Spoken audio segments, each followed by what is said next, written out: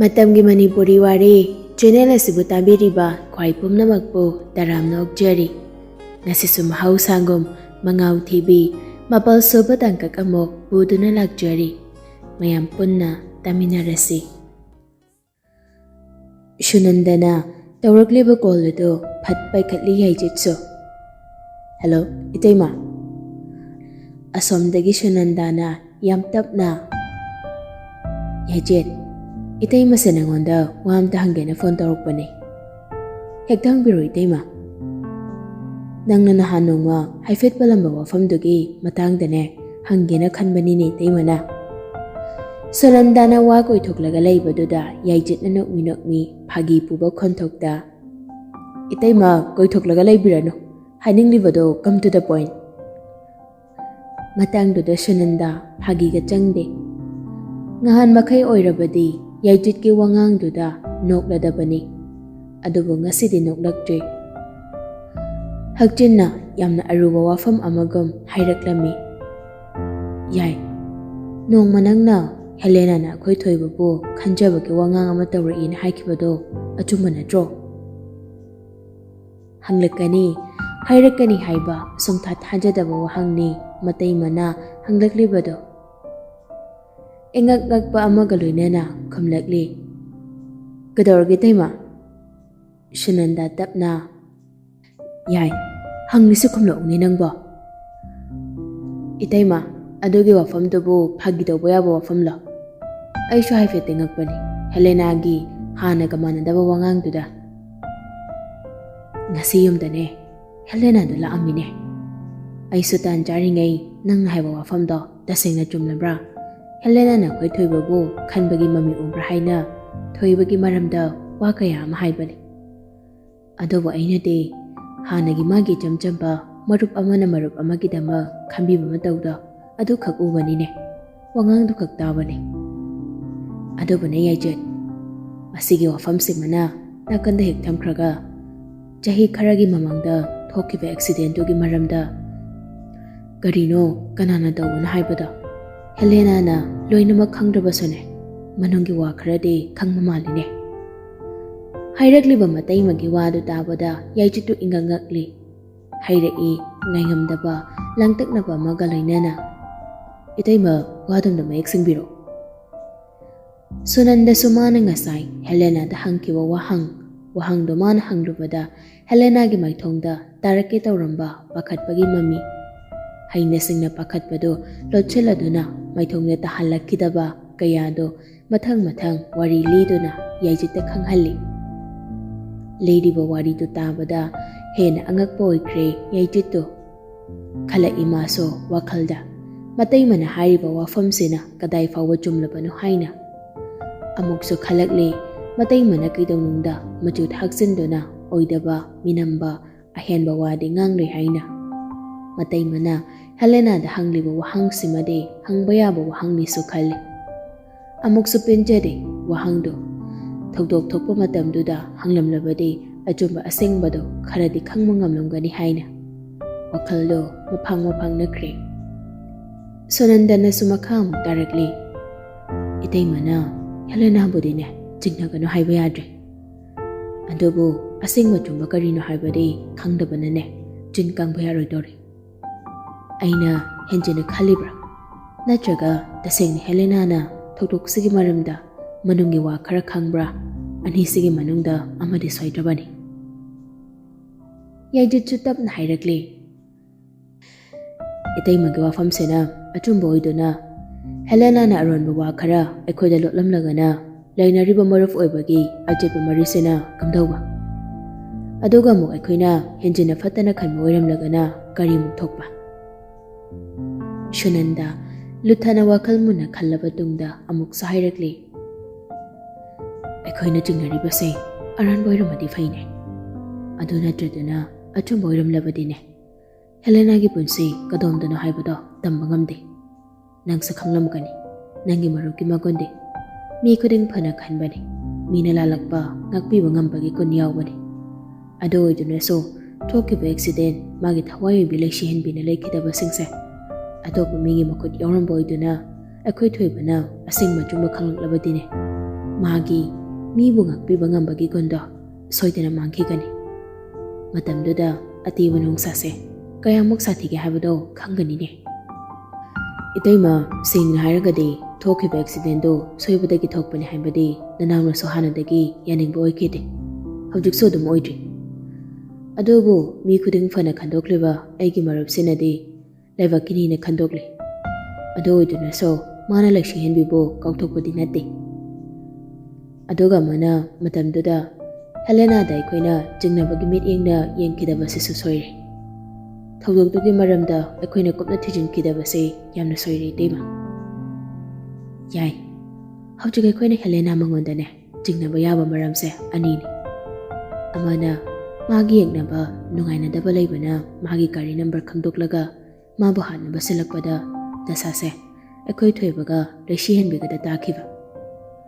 ꯑꯗꯨꯒ ꯑꯃꯅ ꯍꯦꯂꯦꯅꯥ ꯃꯁꯥꯅ ꯑꯇꯝꯅꯅ ꯊꯧꯗꯣꯛꯁꯦ ꯊꯣꯛꯍꯟꯗꯨꯅ ꯂꯩꯁꯤꯍꯦꯟꯕꯤꯕꯨ ꯍꯥꯠꯈꯤꯕ꯫ ꯃꯇꯩꯃꯅ ꯍꯥꯏꯔꯛꯂꯤꯕ ꯋꯥꯗꯣ ꯌꯥꯏꯆꯦꯠ ꯉꯥꯏꯍꯥꯛ ꯃꯨꯟꯅ ꯈꯜꯂꯤ꯫ ꯆꯃꯝꯅꯕ ꯋꯥꯍꯪ ꯑꯃ ꯃꯥꯒꯤ ꯃꯀꯣꯛ ꯃꯅꯨꯡꯗꯨꯗ ꯊꯣꯔꯛꯂꯤ, ꯃꯀꯣꯛꯇ ꯈꯜꯂꯤꯕꯗꯣ ꯆꯨꯝꯕꯥꯜ ꯌꯧꯔꯛꯂꯤ꯫ ꯑꯍꯥꯟꯕꯒꯤ ꯃꯔꯝꯁꯤꯗ ꯅꯥꯀꯟ ꯑꯃꯗ ꯊꯝꯈ꯭ꯔꯒ ꯑꯀꯣꯟꯕꯒꯤꯁꯤꯗ ꯃꯨꯟꯅ ꯈꯟꯅꯔꯕꯗꯤ ꯍꯦꯂꯦꯅꯥꯅ ꯂꯩꯁꯤꯍꯦꯟꯕꯤꯕꯨ ꯍꯥꯠꯄ ꯄꯥꯝꯂꯝꯂꯒꯅ ꯂꯩꯁꯤꯍꯦꯟꯕꯤ ꯈꯛ ꯅꯠꯇꯅ ꯃꯥꯒꯤ ꯅꯛꯅ ꯂꯣꯏꯅꯕ ꯃꯔꯨꯞꯄꯨꯁꯨ ꯌꯥꯎꯍꯜꯂꯤꯕ ꯀꯔꯤꯒꯤ?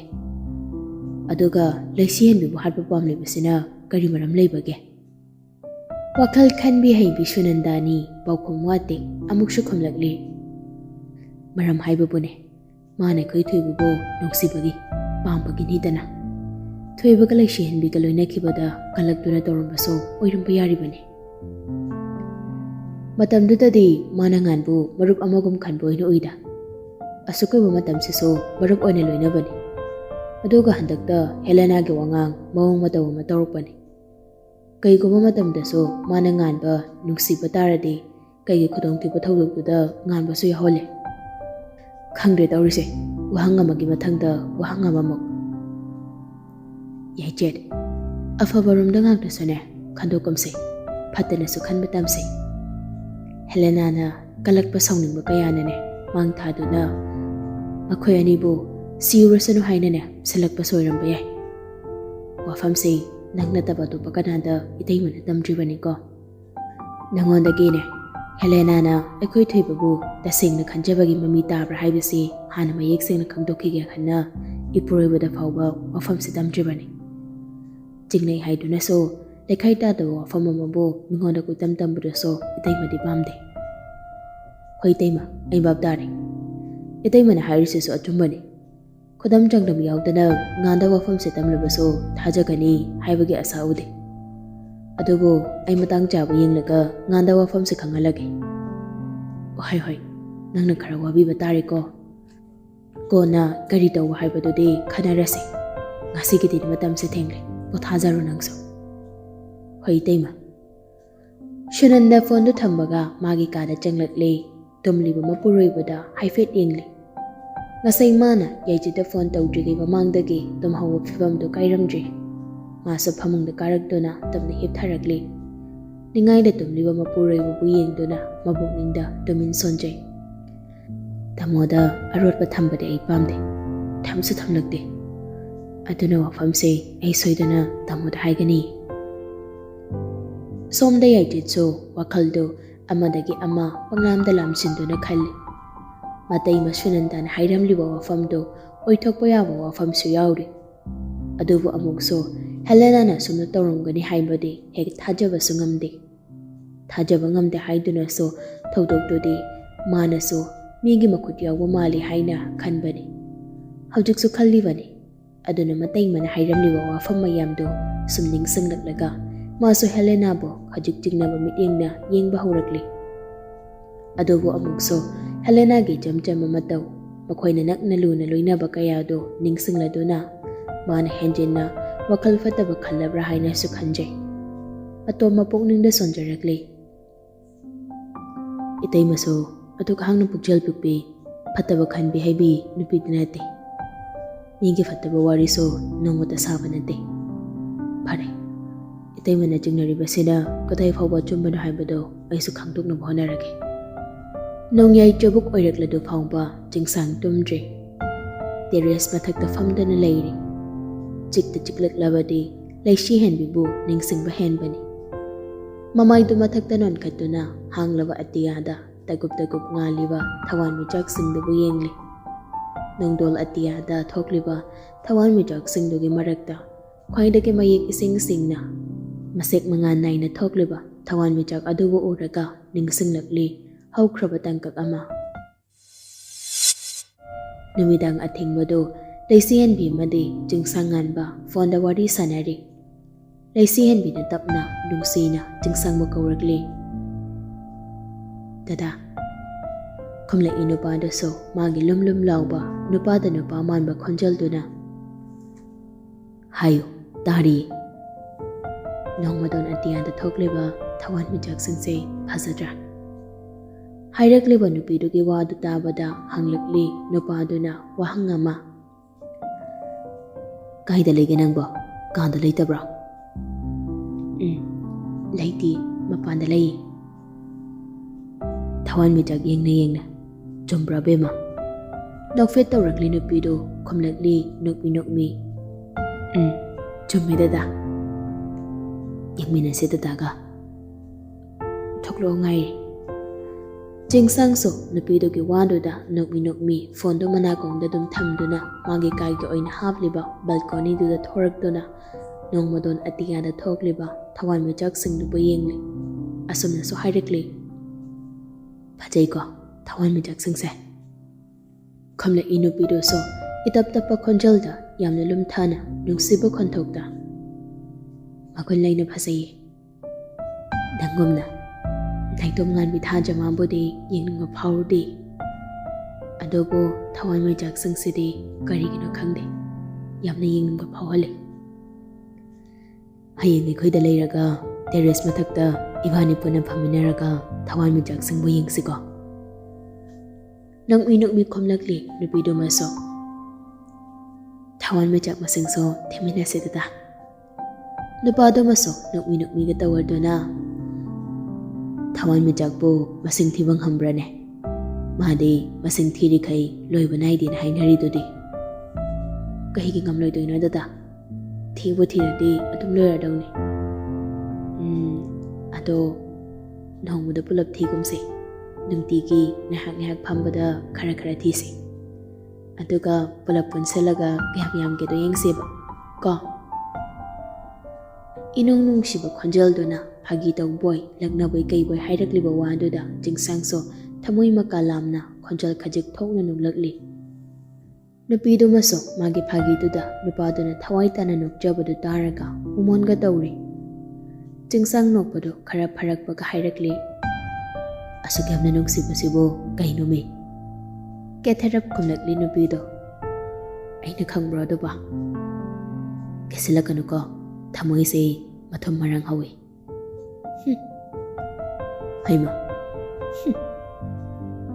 Aduna hena munung sihali. Adodada. Kinoma hangene. Hange haina iphamda adumai harakan.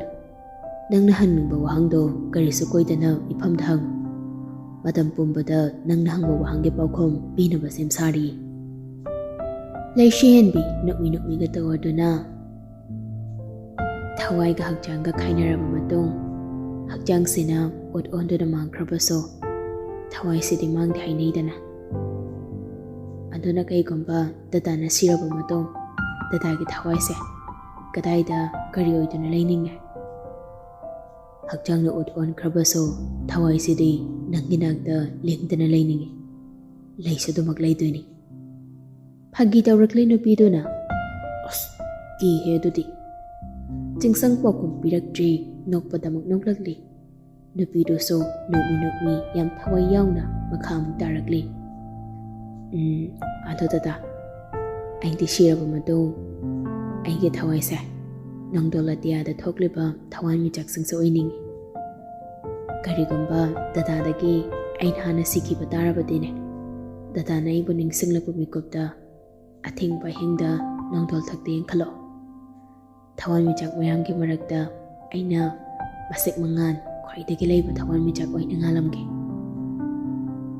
ꯑꯁꯤꯕꯒꯤ ꯂꯝꯕꯤꯁꯦ ꯌꯥꯝꯅ ꯃꯝꯃꯦꯅ ꯍꯥꯏꯅꯩ ꯅꯪꯗꯤ ꯑꯃꯝꯕꯁꯨ ꯌꯥꯝꯅ ꯀꯤꯖꯩ ꯍꯥꯏꯕꯅꯤꯗ ꯅꯪꯉꯣꯟꯗꯒꯤ ꯇꯇꯥꯅ ꯍꯥꯟꯅ ꯇꯥꯏꯕꯪꯁꯦ ꯊꯥꯗꯣꯛꯄ ꯉꯝꯖꯒꯦ ꯑꯁꯤꯕꯒꯤ ꯂꯝꯕꯤꯗ ꯑꯩꯅ ꯍꯥꯟꯅ ꯆꯠꯇꯨꯅ ꯈꯨꯠꯇ ꯃꯩꯔꯥ ꯄꯥꯏ ꯑꯃꯝꯕ ꯑꯗꯨꯕꯨ ꯀꯣꯛꯍꯟꯗꯨꯅ ꯅꯪꯕꯨ ꯂꯥꯛꯄ ꯉꯥꯏꯔꯝꯒꯦ ꯄꯦꯟꯈ꯭ꯔꯦ ꯅꯨꯄꯤ ꯃꯥꯒꯤ ꯊꯃꯣꯏꯗꯣ ꯅꯨꯄꯥꯗꯨꯒꯤ ꯋꯥꯗꯨ ꯇꯥꯕꯗ ꯐꯥꯒꯤ ꯃꯆꯥ ꯑꯃꯁꯨ ꯇꯧꯁꯤꯜꯂꯛꯂꯤ ꯃꯩꯔꯥ ꯄꯥꯏꯕꯒꯤ ꯃꯍꯨꯠꯇꯅꯦ ꯑꯉꯥꯟꯕ ꯕꯜꯕ ꯃꯌꯥꯝ ꯑꯃ ꯊꯥꯜꯂꯝꯃꯨꯗꯗ ꯅꯣꯛꯊꯣꯔꯛꯂꯤ ꯅꯨꯄꯥꯗꯣ ꯈꯣꯟꯖꯦꯜ ꯊꯣꯛꯅ ꯅꯨꯄꯤꯗꯨꯒꯤ ꯐꯥꯒꯤꯗ ꯅꯤꯡꯁꯤꯡꯂꯨꯕꯗ ꯍꯧꯈ꯭ꯔꯕ ꯃꯤꯀꯨꯞꯁꯤ ꯆꯨꯝꯕꯥꯜ ꯃꯥꯁꯨ ꯃꯣꯃꯣꯟ ꯅꯣꯛꯂꯝꯕꯅꯤ ꯑꯗꯨꯕꯨ ꯃꯣꯃꯣꯟ ꯃꯤꯅꯣꯛꯇꯨ ꯀꯨꯏꯅ ꯃꯩꯊꯣꯡꯗ ꯂꯩꯔꯝꯗꯦ ꯁꯛꯐꯝ ꯈꯪꯍꯟ ꯍꯟꯖꯤꯟꯈꯤ ꯊꯋꯥꯟꯃꯤꯆꯥꯛ ꯃꯌꯥꯝ ꯃꯔꯛꯇꯨꯗ ꯈ꯭ꯋꯥꯏꯗꯒꯤ ꯃꯁꯤꯛ ꯃꯉꯥ ꯅꯥꯏꯅ ꯉꯥꯜꯂꯤꯕ ꯊꯋꯥꯟꯃꯤꯆꯥꯛ ꯑꯗꯨꯗ ꯌꯦꯡꯂꯒ ꯃꯆꯤꯟꯗꯨ ꯇꯞꯅ ꯂꯦꯡꯂꯛꯇꯨꯅ ꯋꯥꯔꯕ ꯋꯥꯈꯜ ꯆꯣꯛꯊꯔꯕ ꯍꯛꯆꯥꯡ ꯀꯥꯏꯔꯕ ꯊꯃꯣꯏ ꯃꯥꯒꯤ ꯄꯥꯎꯗꯝ ꯆꯤꯝꯕꯥꯜ ꯊꯣꯡꯗ ꯍꯥꯏꯔꯛꯂꯤ ꯅꯪꯒꯤ ꯅꯨꯡꯁꯤꯕ ꯋꯥꯉꯥꯡꯁꯤꯡꯗꯨꯅ ꯑꯩꯕꯨ ꯑꯣꯜꯍꯔꯤ ꯅꯪꯒꯤ ꯅꯨꯡꯁꯤꯕ ꯁꯛꯇꯝꯗꯨꯁꯨ ꯃꯤꯀꯨꯞ ꯈꯨꯗꯤꯡ ꯅꯤꯡꯁꯤꯡꯗꯨꯅ ꯂꯩꯔꯤ ꯅꯣꯡꯃꯈꯛ ꯑꯣꯏꯔꯕꯁꯨ ꯏꯅꯥꯛꯇ ꯑꯃꯨꯛꯇ ꯍꯜꯂꯛꯈꯣꯕ ꯅꯪꯕꯨ ꯍꯜꯂꯛꯄ ꯉꯥꯏꯔꯤꯕ ꯑꯩꯒꯤ ꯇꯧꯁꯦ ꯅꯪꯕꯨ ꯈꯪꯗꯕ꯭ꯔꯥ ꯎꯗꯕ꯭ꯔꯥ ꯑꯃꯨꯛꯇꯪꯗꯤ ꯌꯦꯡꯂꯛꯈꯣꯕ ꯑꯩꯒꯤ ꯃꯥꯏꯀꯩꯗ ꯅꯨꯄꯥ ꯃꯥꯅ ꯌꯦꯡꯂꯤꯕ ꯃꯁꯤꯛ ꯃꯉꯥ ꯅꯥꯏꯕ ꯊꯋꯥꯟꯃꯤꯆꯥꯛꯇꯣ ꯂꯩꯁꯤꯍꯟꯕꯤꯒꯤ ꯅꯣꯛꯃꯤ ꯅꯣꯛꯃꯤꯕ ꯁꯛꯇꯝ ꯑꯣꯏꯅ ꯎꯔꯛꯂꯤ ꯁꯛꯇꯝꯗꯨꯕꯨ ꯌꯦꯡꯅ ꯌꯦꯡꯅ ꯁꯣꯜꯂꯛꯂꯤ ꯃꯆꯤꯟꯗꯁꯨ ꯃꯈꯥ ꯇꯥꯅ ꯂꯨꯝꯊꯔꯕ ꯈꯣꯟꯖꯦꯜꯅ ꯁꯣꯟꯊꯥꯡꯅꯅ ꯋꯥꯁꯨ ꯉꯥꯡꯗꯦ ꯅꯪꯗꯤ ꯇꯨꯃꯤꯟ ꯇꯨꯃꯤꯟ ꯂꯩ ꯅꯊꯟꯇꯁꯨ ꯅꯣꯛꯏ ꯑꯩꯅ ꯍꯪꯕ ꯋꯥꯍꯪꯒꯤ ꯄꯥꯎꯈꯨꯝꯁꯨ ꯄꯤꯔꯗꯦ ꯃꯁꯤꯅꯁꯨ ꯍꯦꯟꯅ ꯃꯒꯨꯟ ꯂꯩꯍꯟꯕꯅꯤ ꯅꯪꯒꯤ ꯃꯤꯅꯣꯛꯁꯤꯅꯁꯨ ꯑꯩꯒꯤ ꯊꯃꯣꯏꯕꯨ ꯁꯨꯝꯕꯤꯔꯔꯤ ꯃꯛꯁꯤꯜꯂꯕ ꯃꯩꯊꯣꯡꯗꯨꯗ ꯃꯤꯅꯣꯛ ꯑꯃ ꯇꯝꯂꯛꯂꯤ ꯑꯁꯨꯝꯅꯁꯨ ꯃꯈꯥ ꯇꯥꯅ ꯁꯣꯜꯂꯛꯂꯤ ꯅꯪ ꯈꯛꯇ ꯅꯨꯡꯁꯤꯒꯅꯤ ꯃꯄꯣꯛꯁꯤꯃꯒꯤ ꯑꯩꯗꯤ ꯅꯪ ꯈꯛꯇ ꯅꯨꯡꯁꯤꯒꯅꯤ ꯍꯌꯦꯡꯗꯒꯤ ꯔꯦꯟꯇ ꯂꯩꯔꯅꯤ ꯍꯥꯏꯕ ꯅꯨꯃꯤꯗꯥꯡꯗꯨꯅꯤ ꯃꯃꯥ ꯑꯣꯏꯔꯤꯕ ꯏꯕꯦꯆꯥꯁꯨ ꯃꯆꯥꯒꯤ ꯑꯋꯥꯠ ꯑꯄꯥ ꯌꯦꯡꯁꯤꯜꯂꯤ ꯊꯕꯛꯇꯨ ꯇꯧꯅ ꯇꯧꯅ ꯃꯆꯥꯅꯨꯄꯤꯗꯁꯨ ꯍꯥꯏꯔꯛꯂꯤ ꯊꯩꯕꯤꯁꯅꯥ ꯃꯤꯒꯤ ꯂꯝꯗꯨꯗ ꯅꯍꯩ ꯇꯝꯕꯅꯤꯅ ꯂꯩꯔꯒꯅꯦ ꯂꯥꯡꯐꯥꯡ ꯇꯧꯗꯨꯅ ꯉꯥꯎꯁꯤꯟꯅꯕ ꯌꯥꯗꯦꯀꯣ ꯃꯤ ꯑꯐꯕꯗꯤ ꯌꯥꯝꯅꯕꯨ ꯂꯩꯇ꯭ꯔꯕꯅꯤ ꯐꯠꯇꯕꯅ ꯍꯦꯟꯅ ꯃꯁꯤꯡ ꯌꯥꯝꯂꯕꯅꯤ ꯑꯗꯨꯅ ꯍꯩꯅ ꯁꯤꯡꯅ ꯆꯠꯂꯨ ꯅꯨꯄꯤ ꯑꯩꯈꯣꯏꯗꯤ ꯈꯣꯡꯊꯥꯡ ꯍꯩꯅ ꯊꯥꯡꯒꯗꯕꯅꯤꯀꯣ ꯆꯦꯡꯂꯩꯁꯨ ꯒ꯭ꯌꯥꯟ ꯇꯥꯔꯦ ꯍꯥꯏꯒꯨꯝ ꯃꯀꯣꯛꯇꯨ ꯅꯣꯝꯗꯨꯅ ꯈꯨꯝꯂꯛꯂꯤ ꯑꯣꯍꯣꯏ ꯃꯥꯁꯦ ꯌꯨꯝꯕꯨꯅ ꯌꯦꯡꯕꯗ ꯃꯤꯠ ꯅꯥꯕ ꯊꯕꯛꯁꯨ ꯇꯧꯕ ꯌꯥꯗꯦꯀꯣ ꯌꯨꯝꯕꯨ ꯈꯛ ꯅꯠꯇꯦ ꯑꯀꯣꯏꯕꯗ ꯂꯩꯔꯤꯕ ꯃꯌꯥꯝꯅ ꯌꯦꯡꯕꯗ ꯅꯨꯡꯉꯥꯏꯔꯣꯏꯗꯕ ꯊꯕꯛꯁꯨ ꯀꯩꯗꯧꯅꯨꯡꯗ ꯇꯧꯔꯣꯏꯗꯧꯅꯤ ꯃꯃꯥꯁꯤꯅ ꯍꯟꯖꯤꯟ ꯍꯟꯖꯤꯟ ꯁꯨꯝ ꯍꯥꯏꯗꯨꯅ ꯂꯩꯕꯗꯨꯗ ꯃꯉꯥꯎ ꯈꯔ ꯊꯤꯕꯤ ꯁꯣꯅꯣ ꯊꯨꯡꯕꯤꯗꯨ ꯃꯥꯒꯤ ꯍꯧꯅꯕꯤꯗꯨ ꯇꯧꯔꯛꯂꯤ ꯑꯁ ꯌꯥꯔꯤꯕ ꯏꯃꯥꯁꯦ ꯍꯟꯖꯤꯟ ꯍꯟꯖꯤꯟ ꯁꯨꯝ ꯍꯥꯏꯖꯤꯜꯂꯛꯑꯗꯤ ꯇꯥꯅꯤꯡꯗꯕ ꯑꯃꯁꯨꯡ ꯌꯥꯎꯁꯜꯂꯛꯏ ꯃꯃꯥꯁꯤꯁꯨ ꯃꯆꯥꯒꯤ ꯁꯣꯅꯣ ꯆꯨꯕꯗꯨꯗ ꯃꯔꯛ ꯃꯔꯛꯇ ꯌꯥꯎꯔꯤꯕꯅꯤ ꯍꯩꯃ ꯏꯀꯥꯎꯕꯨ ꯀꯥꯎꯏꯅꯦ ꯅꯪꯒꯤꯗꯨꯒꯤ ꯁꯣꯅꯣ ꯊꯨꯡꯕ ꯃꯥꯟꯕ ꯋꯥꯉꯥꯡꯗꯨꯅꯤ ꯃꯔꯨ ꯑꯣꯏꯅ ꯉꯥꯡꯒꯅꯨꯅ ꯍꯥꯏꯅꯤꯡꯂꯤꯁꯦ ꯏꯃꯥꯁꯤꯅ ꯏꯃꯥꯁꯦ ꯅꯪ ꯅꯇꯣꯝꯇ ꯉꯥꯡꯍꯧꯔꯣꯀꯣ ꯑꯩ ꯇꯨꯝꯃꯦ ꯑꯁꯤ ꯍꯥꯏꯗꯨꯅ ꯐꯃꯨꯡꯗ ꯀꯥꯈꯠꯂꯒ ꯍꯤꯞꯈ꯭ꯔꯦ ꯏꯕꯦꯆꯥꯁꯨ ꯐꯃꯨꯡꯗ ꯍꯤꯞꯂꯤꯕꯤ ꯃꯆꯥꯅꯨꯄꯤꯗ ꯍꯥꯏꯐꯦꯠ ꯌꯦꯡꯂꯝꯂꯒ ꯃꯥꯒꯤ ꯇꯧꯒꯗꯕ ꯃꯊꯧꯗꯣ ꯁꯠ ꯁꯠ ꯂꯣꯏꯁꯤꯜꯂꯤ ꯂꯣꯏꯁꯤꯟꯕ ꯂꯣꯏꯕꯒ ꯇꯨꯝꯂꯤꯕꯤ ꯃꯆꯥꯅꯨꯄꯤꯒꯤ ꯀꯥꯡꯈꯜꯗꯣ ꯊꯥꯗꯕꯤꯔꯗꯨꯅ ꯐꯖꯅ ꯌꯦꯞꯁꯤꯟꯕꯤꯔꯒ ꯀꯥꯗꯨꯗꯒꯤ ꯊꯣꯛꯈ꯭ꯔꯤ ꯃꯃꯥ ꯍꯦꯛ ꯊꯣꯛꯈꯤꯕꯒ ꯎꯏꯁꯤꯜꯂꯝꯕ ꯃꯃꯤꯠꯇꯨ ꯁꯠ ꯄꯥꯡꯊꯣꯔꯛꯂꯤ ꯃꯣꯟ ꯃꯈꯥꯗ ꯊꯝꯈꯤꯕ ꯃꯥꯒꯤ ꯃꯣꯕꯥꯏꯜꯗꯨ ꯃꯈꯨꯠꯇꯨ ꯍꯨꯝꯖꯤꯟꯗꯨꯅ ꯂꯧꯊꯣꯔꯛꯂꯤ ꯍꯦꯛ ꯂꯧꯊꯣꯛꯄꯒ ꯒ꯭ꯔꯦꯁꯟꯒꯤ ꯀꯣꯜ ꯂꯥꯛꯁꯜꯂꯤ ꯄꯟꯊꯗꯤ ꯌꯥꯡꯅ ꯄꯥꯏꯈꯠꯂꯤ ꯍꯜꯂꯣ ꯗꯥꯁꯟ ꯑꯁꯣꯝꯗꯒꯤ ꯅꯨꯄꯥꯗꯨꯃꯁꯨ ꯏꯁꯧꯒ ꯇꯧꯔꯛꯂꯤ ꯃꯤꯁꯀꯣꯜ ꯀꯌꯥ ꯂꯩꯒꯦ ꯌꯦꯡꯉꯨ ꯌꯥꯗ ꯇꯧꯕꯩꯅꯤ ꯑꯩꯈꯣꯏ ꯃꯥ ꯂꯩꯕꯗꯨꯗ ꯑꯗꯨ ꯑꯣꯏꯔꯁꯨ SMS ꯑꯃ ꯊꯥꯔꯛꯄꯗꯤ ꯌꯥꯏꯗꯅ ꯁꯤꯅꯤ ꯈꯣꯠꯅꯤ ꯍꯥꯏꯗꯨꯅ ꯈꯪꯍꯜꯂꯛꯄ ꯌꯥꯏꯌꯦꯕ ꯅꯨꯄꯥꯅ ꯏꯁꯧ ꯌꯥꯝ ꯂꯥꯡꯒꯅꯨꯀꯣ ꯄꯛꯆꯗꯦ ꯑꯩ ꯍꯌꯦꯡ ꯆꯠꯄꯒꯤ ꯊꯕꯛ ꯈꯔ ꯆꯤꯜꯂꯤꯁꯨ ꯍꯥꯏꯔꯝꯃꯤꯗꯨꯗꯤ ꯉꯁꯥꯏ ꯅꯨꯡꯊꯤꯟꯗ ꯅꯨꯄꯥꯗꯣ ꯑꯁꯥꯎꯕꯗꯨ ꯅꯦꯝꯊꯔꯗꯨꯅ ꯀꯣꯂꯦꯖꯀ ꯔꯦꯟꯠꯀ ꯀꯌꯥꯝ ꯂꯥꯞꯅꯒꯦ ꯌꯥꯝ ꯂꯥꯞꯅꯗꯦꯗꯤ ꯍꯥꯏ ꯑꯩꯗꯤ ꯃꯐꯝ ꯆꯞ ꯆꯥꯕꯗꯤ ꯈꯪꯗ꯭ꯔꯤ ꯑꯃꯨꯛꯇꯁꯨ ꯆꯠꯇ꯭ꯔꯤꯕꯅꯤꯅ ꯀꯌꯥꯝ ꯂꯥꯞꯅꯕꯅꯣꯗꯨꯗꯤ ꯑꯩꯗꯤ ꯈꯪꯗ꯭ꯔꯤ ꯔꯦꯟꯇ ꯂꯩꯔꯒ ꯏꯔꯥꯡ ꯇꯧꯕ ꯌꯥꯔꯣꯏꯀꯣ ꯏꯔꯥꯡꯒ ꯇꯧꯔꯝꯃꯗꯤ ꯐꯨꯒꯗꯧꯅꯤ ꯌꯦꯡꯉꯨ Nupaduna mabu khanjaba khambanba manbagi wangang nganglakpaduda nupidu haraubaga fauri nukmi ka hairakli. As tawriba dasan. Adoni maramokpani. Dasangi maramokpi oidoini. Nungsi. Junglei hena maithong makalamna nukmi ka tawrakli. Nupadu maso makhamang tarakli. Phare pothajaro matam se thingi. Good night Dasan. Good night. Mikro. Mathangi numittu ayuki chak charaba matung lowang limbana machasingbu puduna Imphal da haigalakli. Makoina legidaba rentogi thongalda gari do khamduna gate manungda changlakli. Yumbogi yumduda hana changduna kagi so lawgadabana sumangduda lepduna mi kauri. Lowang limbana khonjal khara haura. Yumsibu kana leike. Imungdagi binu thoglakduna kana oibirabana. Ine ngasi renta. Wadu mapung phan haiba loitringai binu nabab taraduna marak thalakli. Haima isu nupi Anjali na haiba mamanabi singdo oidoribro ngasai lakani na haibada. Hoi mani ini.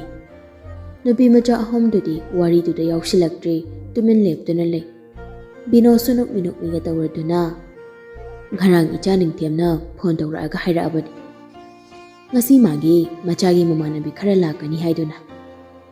Hoyene aisu hana lakjaraga ini hoida haijagena tawbani. Adugo marabtuna mana phanaba silage haibaduda lakjakhidri. Kaidida law kakhalo sumangdu sumleptuna leibaduna ngaite. Yarani ni sida sumleplagi. Bino shu imongrom thon sunduna khonjan khajik hauna hairami. Hey ita thombe nang babagi upudagi ren ki leiriba ka ahanga singi sodo angta puthoro. Asi haiduna bino so mangoldagi sumang tamna kumthaduna lepli. Kuidi manungdagi Isabellana ka ahangba mari mangagi sopuduna thorakpado